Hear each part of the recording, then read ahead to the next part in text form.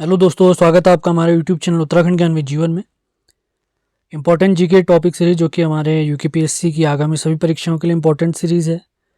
आज इसमें देखेंगे हम प्राचीन भारत के अंतर्गत सिंधु सभ्यता के दो प्रमुख स्थलों के बारे में, जो है हमारे हड़प्पा और मोहनजोदड़ो। सिंधु घाटी के और भी प्रमुख स्थल है, लेकिन आज हम देखने वाले हैं हड़प्पा और मोहनजोदड़ो के बारे में डिटेल जानकारी।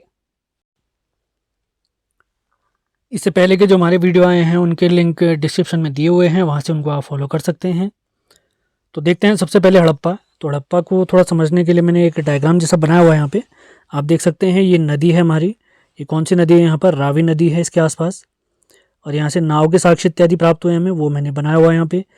इसके साथ ईंटों का एक चबूतरा प्राप्त होता है जहाँ से धान के साक्ष्य प्राप्त होते हैं, और एक दुर्ग वाला एक कंप्लीट एरिया आपको प्राप्त होता है जिसमें एक प्रशासनिक भवन है, और ये वाला एरिया दुर्ग के बिल्कुल बाहरी इलाके में श्रमिकों का आवास होता था। तो डायग्राम से इजी रहता है समझने के लिए, तो उसको हमने बनाया है। दुर्ग तो आपने देखा, दुर्ग के साथ साथ एक बड़ा सा आप ये अन्नागार वाला पोर्शन देख रहे हैं। अन्नागार 12 इसको नाम दिया गया है, और यहाँ से गेहूं और जौ के साक्ष्य भी प्राप्त हुए हैं। गेहूं और जौ के साक्ष्य प्राप्त हुए। इसके अलावा देखते हैं, सिंधु नदी के तट पर बसे होने के कारण इस सभ्यता को सिंधु सभ्यता नाम दिया गया है, जबकि इस सभ्यता का, सिंधु सभ्यता का जो सबसे पहला खोजा गया स्थल है वो है हड़प्पा। इसी कारण इस सभ्यता को हम हड़प्पा सभ्यता भी कहते हैं। तो अगले पॉइंट देखते हैं। और ऋग्वेद में, जो हमारे वेद हैं, 4 वेदों में से एक ऋग्वेद है, तो ऋग्वेद में हड़प्पा का नाम प्राप्त होता है हरिपुरिया। काफ़ी इंपॉर्टेंट है। सड़कें एक दूसरे को 90 डिग्री पर काटती थीं, जो ग्रिड पैटर्न या ऑक्सफोर्ड पैटर्न पर थीं। ये सड़क आप देख सकते हैं, सड़क वाला पोर्शन है ये उत्तरी इलाका, ये इसका नगर का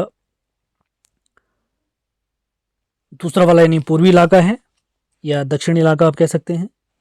और इसी के पास से, ये तो आप उत्तर वाला एरिया देख रहे हैं, और ये हमारा दक्षिण वाला एरिया है, और इसी के पास ये मुख्य सड़क है, ये दक्षिण वाला एरिया है।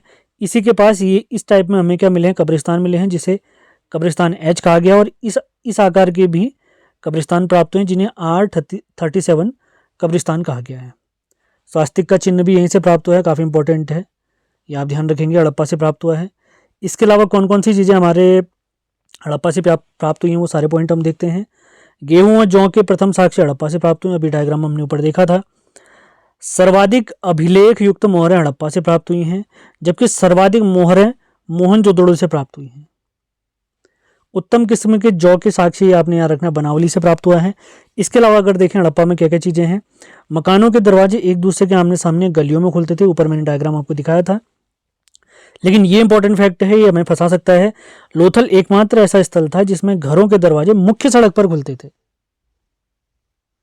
हड़प्पा में क्या था? मकानों के दरवाजे गलियों में खुलते थे, जबकि लोथल एकमात्र स्थल था जिसके दरवाजे मुख्य सड़क पर खुलते थे। शहर 2 भागों में विभाजित था, दुर्ग टीला और मुख्य नगर टीला, अभी डायग्राम में देखा था आपने। लेकिन धौलावीरा में एकमात्र ये ऐसा स्थल हमें प्राप्त हुआ है जो 3 भागों में बटा हुआ था। अगला पॉइंट देखते हैं, ये भी काफ़ी इंपॉर्टेंट हो सकता है। सिंधु सभ्यता की सबसे बड़ी इमारत है लोथल का गोदीवाड़ा या बंदरगाह, और दूसरा सबसे बड़ा जो हमें इमारत प्राप्त होती है वो हड़प्पा के अन्नागार। हड़प्पा के अन्नागार अभी आपको दिखाई दे डायग्राम में, आप देख सकते हैं यहाँ पर ये हमने बनाया हुआ है अन्नागार, जिसमें गेहूं और जौ के साक्ष्य हैं। ये दुर्ग वाला एरिया है पूरा हमारा, यहाँ श्रमिकों का निवास स्थान है, ये प्रशासनिक भवन है। ये पूरा पोर्शन आपने ध्यान रखना है बढ़िया तरीके से, डायग्राम बना के थोड़ा समझने में आसानी हो जाती है, इसमें से डायग्राम बनाया गया है। अब मोहरों के जो प्रकार यहाँ से प्राप्त हुए हैं वो किस किस प्रकार के हैं? आयताकार हैं, वृत्ताकार हैं, वर्गाकार हैं। वर्गाकार जो मोहरें प्राप्त हुई हैं सबसे ज़्यादा प्राप्त हुई हैं। अब मोहरों का निर्माण किस किस से किया जाता था? मोहर मतलब जैसे आजकल हम डॉलर सिक्कों का यूज करते हैं उसी प्रकार। तो मोहरों का निर्माण किस किस से हुआ है? सेल खड़े से, जिसे स्टेटाइट कहते हैं, चांदी से, और कैल्साइट से इनका निर्माण हुआ है, मोहरों का निर्माण, ये आपने ध्यान रखना है। अब देखते हैं अगला स्थल, मोहनजोदड़ो। हड़प्पा के बारे में एक पॉइंट आपने और याद रखना है, अगर वर्तमान स्थिति हड़प्पा की पूछी जाती है तो वर्तमान स्थिति इसकी पाकिस्तान में है। तो अगला स्थल है मोहनजोदड़ो, जिसकी वर्तमान स्थिति सिंध प्रांत, लरकाना जिला, पाकिस्तान में है। यहाँ पर लोकतंत्रात्मक व्यवस्था पाई गई है, इसके साक्ष्य प्राप्त हुए हैं। मोहनजोदड़ो में रेगिस्तान का बगीचा इसे कहते हैं, सिंध का बाग कहते हैं, स्तूपों का शहर भी इसे कहते हैं, और इसी के साथ साथ इसे मृतकों का टीला भी कहते हैं। तो मोहनजोदड़ो के अन्य नाम क्या क्या हैं? रेगिस्तान का बगीचा, सिंध का बाग, स्तूपों का नगर, और सबसे फेमस नाम है मृतकों का टीला।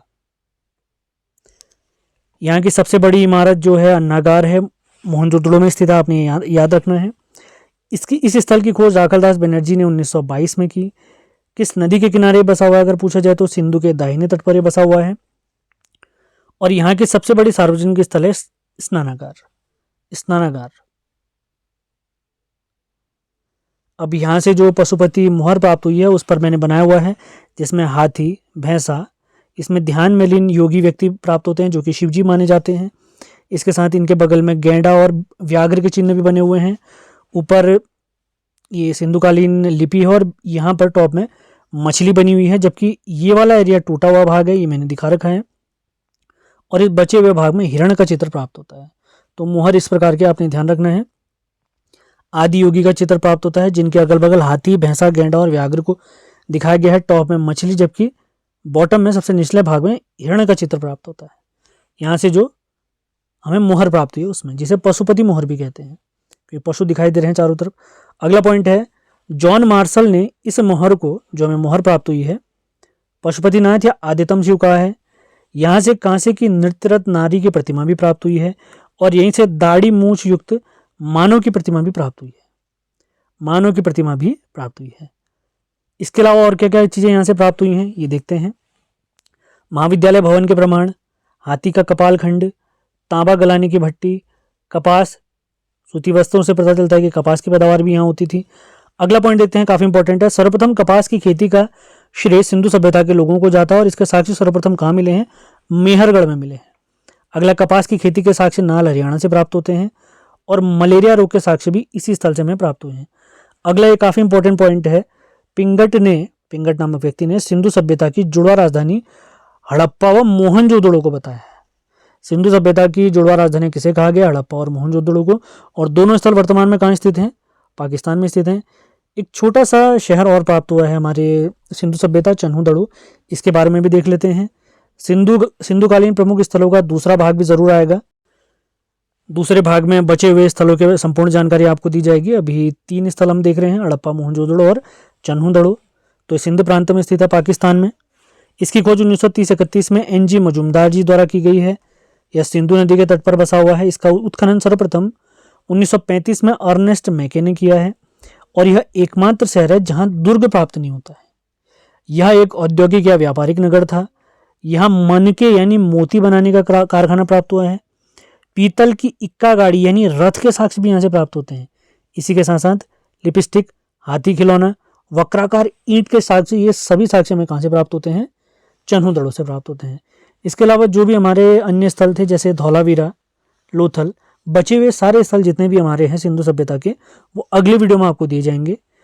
तो इंपॉर्टेंट जीके सीरीज लगातार चलती रहेगी। सेशन पसंद आते हैं तो इनको लाइक और शेयर जरूर करना है आपने। करंट अफेयर के भी महत्वपूर्ण टॉपिक के वीडियो लगातार आ रहे हैं। लगातार चैनल से जुड़े रहिए, नोट्स बनाइए। सेशन पसंद आते तो उनको लाइक और शेयर जरूर करें। मिलते हैं अगले वीडियो में। धन्यवाद।